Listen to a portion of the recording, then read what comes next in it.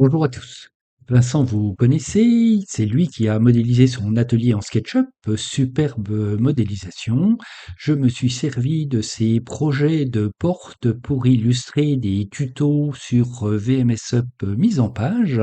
Voici d'autres portes que Vincent a réalisées et leur mise en place sur le chantier. Superbe travail, bravo Vincent.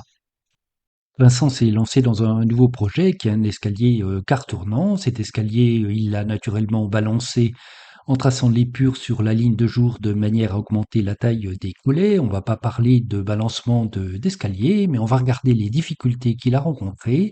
Première difficulté, il a décidé de moulerer les marches et il a rencontré des problèmes là-dessus.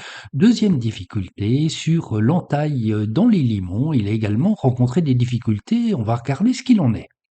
À partir de l'épure en plan, on définit donc le dessin de chacune des marches. J'en ai fait deux ici. Ce sont naturellement des composants avec donc une épaisseur. On va les moulurer. Je lance donc usinage contour.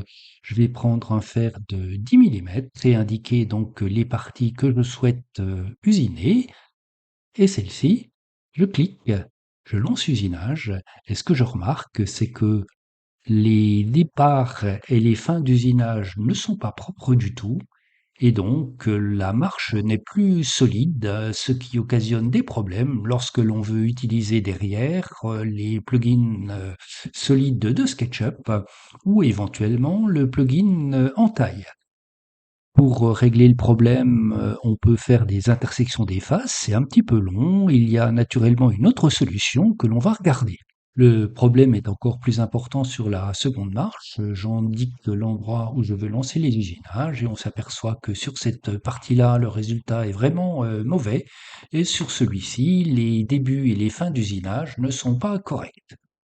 Une explication sur le problème, ceci est dû à la fonction suivez-moi de SketchUp qui, lorsqu'on demande donc à une face de suivre, cette face est mise perpendiculairement à l'arête de départ et perpendiculairement à l'arête d'arrivée.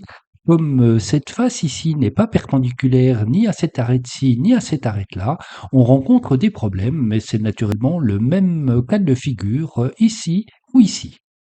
L'idée, c'est lorsqu'on a fait, l'épure, en vue de dessus de l'escalier, lorsqu'on trace donc les marches avec le nez et l'arrière de la marche, au lieu d'arrêter la marche à la profondeur d'encastrement, on va par exemple aller jusqu'à l'extérieur, des limons, donc des 4 limons.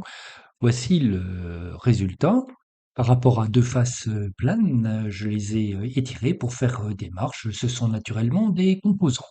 Nous allons refaire les usinages avec usinage contour. Je vais donc sélectionner le même fer de rayon de 10 et là mettre un épaulement de 10 au départ et à l'arrivée, c'est-à-dire que je vais faire un usinage arrêté. Je démarre ici, ici, ici. Clic droit souris, lancer l'usinage. On voit que l'usinage est correct. Je vais le faire sur la partie basse ici, lancer l'usinage. Et je vais faire la même chose ici. Je clique là et là, je peux usiner 2 arêtes à la fois et la faire également sur la partie basse. Je clique lancer l'usinage, je clique usinage contour et on voit donc que l'usinage a été arrêté et que cela étant, il est totalement propre. Il va juste nous rester à couper ces deux parties.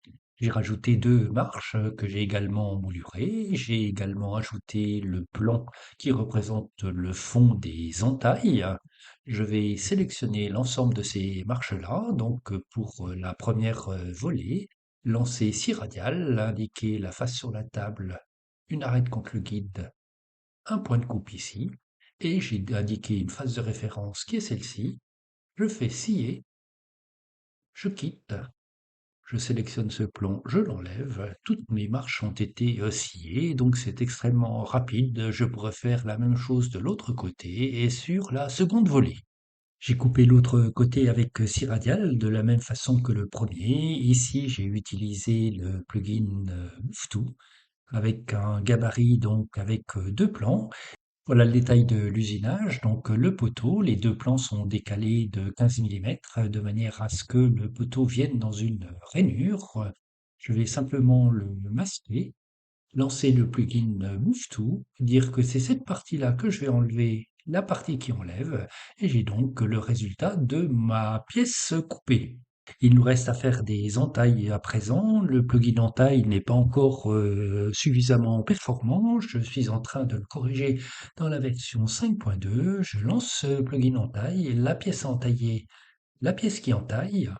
Les entailles sont faites, la pièce qui entaille, les entailles sont faites, la pièce qui entaille, et enfin la dernière, je clique, je sors du plugin, et si je masque ces éléments-là, masqués, je remarque donc que mes entailles ont été faites dans mon monument.